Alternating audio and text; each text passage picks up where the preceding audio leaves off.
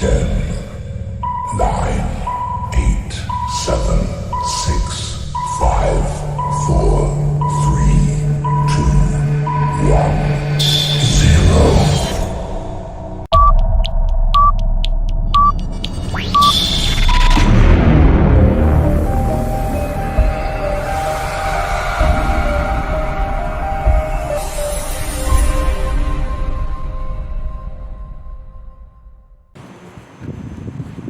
Yang ketiga, air suci tetapi tiada mensucikan bagi yang lainnya, yaitu air yang bersih, boleh diminum tetapi tiada dapat mensucikan sesuatu yang kotor atau najis, dan tiada dipakai untuk berwudu atau mandi.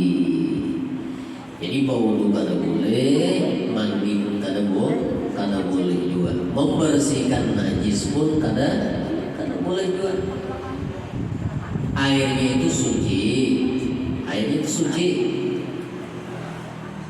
tapi kada mensucikan, kada kawa dibawa dipakai untuk bersuci, membersihkan najis, misalnya di pelataran hari aja misalnya.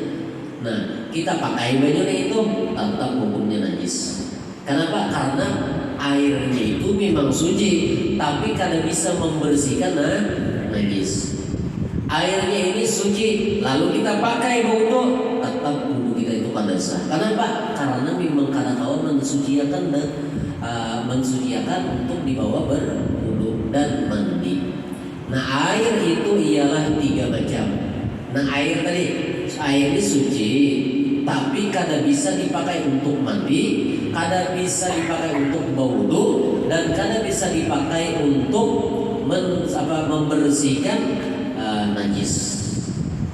Nah, air itu ada tiga macam. Pertama, air yang berubah warnanya, baunya, rasanya sebab bercampur dengan benda yang suci dan banyak berubahnya. Misalnya air berubah dengan bercampur gula. Di baju digulai, ada tadi yang cumi pas itu biar lap, biar bersihkan lawan baju naga gula ini kada sah. Bekas najis itu tetap najis. Jelas? Baju susu misalnya, baju kopi, makanya kopi misalnya ada mungkin kalau baju nior itu samanya itu binatang, sehingga terasa manis, dan banyak lagi contohnya. Baju susu, baju kopi, ya kan, jiledring. Nah, kalau ini bisa masih baik, kalau ini masih bisa ini kan murni air putih. Ini murni air putih. Ini bolehnya masih bisa ini. Nah, cuman kena ada pengecualian benar ini. Yang kedua, air mustamal, yakni air yang sudah dipakai untuk bersuci, sudah dipakai untuk wudu atau mandi atau menghilangkan najis. Air mustamal. Air mustamal itu air yang sudah terlepas dari bekas basuhan kita. Misalnya gitu. Ini kita membasuh wudu sini. Nah, kemudian gugur ke bawah sini. Gugur ke bawah sini. Inilah yang dinamakan air mustamal. Arti mustamal itu sudah dipakai. Nih gugur, nah dipakai sudah gugur ke bawah. Nah, inilah yang dinamakan dengan mustamal. Kalau air itu masih berikit di tangan kita, ini kada mustamal. Nah, ini kada mustamal. Nang tak gugur tadi nang mustamal. Lalu misalnya baju itu ditanai atau diwadahi, nah kita pakai pulang membersihkan najis yang ada di lantai itu. Nah, itu kada sah, itu tetap najis lantai kita itu. Nah, itu air mustamal. Makanya istilah orang Bahari, jangan sampai bau wudu di ember kapurancingan ke jalan, tak masuk lagi kan ke dalam ember. Mustamal itu mustamal. Karena menjadi ada pembahasan kayak gitu, karena kada mustahil kita suatu saat panjang umur bertamuan karesis yang namanya air atau banyu. Kalau di Mekah dulu kan dikisah lagi sudah, memang sudah tapi banyak banyu. Wah ini ya banyu itu banyak di Mekah itu kenapa? Karena saking canggihnya orang wah ini kan. Air laut disuling lalu menjadi air tawar. Tuh orang nang umrah, orang nang bahaji, nang di gedung-gedung nang tingkat bintang 5 itu nah. Itu banyu yang dipakai itu adalah banyu laut, cuman di proses penyulingan lalu menjadi air tawar. Mana ada banyu hambar di sana, ya kan? Cuma saking hebatnya orang wahidi itu kan, kalau di zaman Nabi memang sudah kada asing lagi, memang ngalih sudah.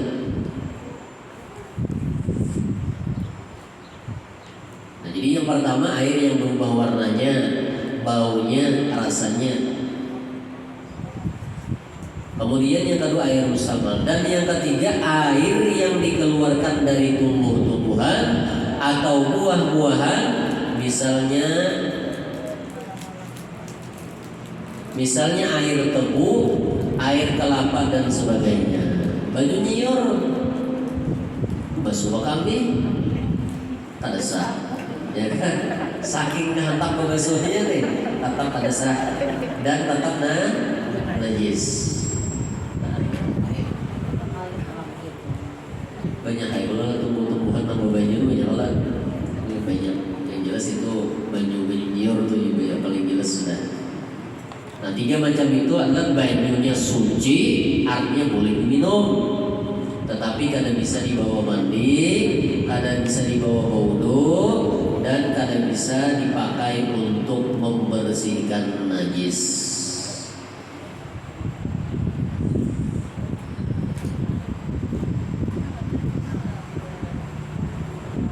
Nah kemudian yang keempat, air yang kena najis atau air yang bernajis. 1. Air yang sedikit lagi bercampur dengan benda najis sekalipun tidak ada perubahan. Air itu sedikit lagi bercampur dengan benda najis, misalnya kamu gulung tahi cecak, tahi tikus itu misalnya buburnya ke mana ada tuh wadah banyu tong kita di rumah nang peminuman kita tuh nang ukurannya sedrum lah, atau ukurannya kurang lebih 150 liter, yang tinggi kurang lebih segitu nah, ukur daya cak sebiji aja, harus 10 biji sebiji aja, banyu nang setong nang 150 liter itu jangan lagi diminum. Kenapa? Najis. Oh sayangnya aja tetap 10 kali sayang tetap umumnya najis dan kada berubah warnanya. Rasanya pun kada berubah juga. Kalau ini misalnya betanai banyu hari hujan, dilihat kalau bina ada tahi tikus di situ nah, dipakai wudu, nyesah wudunya, dipakai tetap pas banyunya itu tetap najis. Diminum bang, haram kita meminum banyu itu. Kenapa? Karena banyunya itu hukumnya najis. Hati-hati tuh, jangan diremehkan, disepelekan urusan najis ini. Apabila kita sudah tagawi nang haram, maka selalu itu kita akan mendapatkan murka dari Allah Subhanahu wa Ta'ala. Yang kedua, air yang berubah warna, bau, rasa sebab masuk najis ke dalamnya sekalipun air itu banyak. Air banyak itu berapa gram? 216 liter. 216 liter, katakan liternya 216 liter. Apabila banyu itu banyaknya 216 liter, kemudian diguguri tahi cacak sebiji, itu pada jadi masalah. Sah dibawa mandi, dibawa wudu, dibawa bata tapas, asal syarat 216 liter balalawasan, paham nggak? Apabila 216 liter pakai keran kita keluarkan berarti bakor berapa kurang, paham kan? Jadi 216 liter ini balalosan, selamanya 216 liter. Jadi kita berculup aja di situ boleh. Kalau dikurangi, nah itu bahaya. Nah air banyak itu ukuran banyak itu kan 216 liter. Nah misalnya tadi ada wadah tong misalnya yang ganal 216 liter, diguguri apa ngarian tikus mati, kada kawa lagi dipakai untuk mandi, berwudu dan menghilangkan najis. Kenapa? Karena dengan digugurinya tak apa ngarian tuh tikus tadi, baju itu bisa berubah. Kan tadi berubah warnanya, berubah baunya, dan berubah rasanya. Ya kan? Nah, ini hati-hati itu.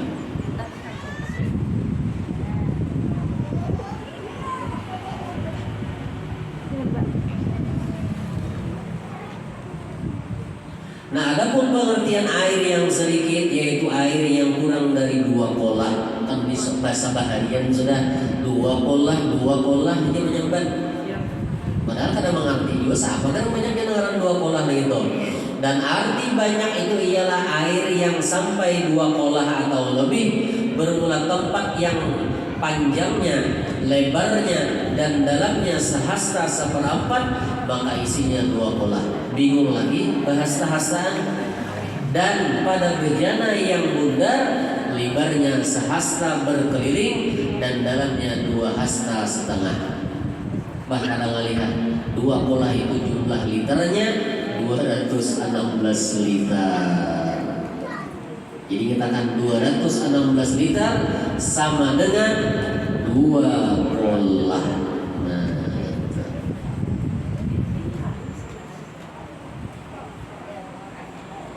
Ini nang apik boy. 216 liter ini paling apik sudah. Nah, tetapi menurut pendapat Dr. Mustafa Dibulhuwa di dalam kitabnya yang bernama At-Tahdzibu fi Adillati Matnil Ghayati wat Taqrib, bahwa 2 kolah itu jumlah airnya adalah 190 liter. Sedikit keleleh. Nah, ini nang paling ikhtiat sudah nang paling ambil apik benar 216. Jadi apabila hendak mengambil pendapat atau kaul yang kedua, yaitu 190 liter kurang lebih. Jadi nyaman juga kita inilah disediakan orang ada tandon itu kan ukuran kalau sekian liter. Kan di sini tadi berapa tadi? 216 liter. Apabila kita menukar 500 liter berarti lebih daripada 2 kolah sudah. Apalagi sampai 1.500, apalagi sampai 2.000. Nah, di sini kan cuma 216 liter. Kalau drone itu kan sampai 216 liter. Satu berapa? Nah, 16 liter kurang tidak. Nah, jadi satu itu bilangnya kabuburan teh kecak sebiji sudah kalau diminum lagi bajunya. Karena kau lagi dipakai wudu, mandi, menghilangkan najis.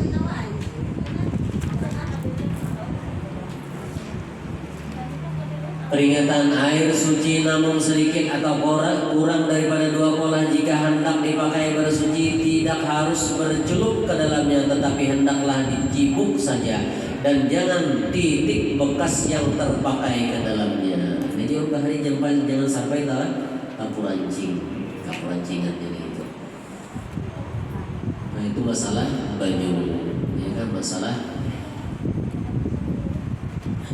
air yang hendak dipakai ketika kita berwudu, mandi dan membersihkan najis. Nah, kemudian masuk kepada babun najasati, ini bab menerangkan benda-benda najis.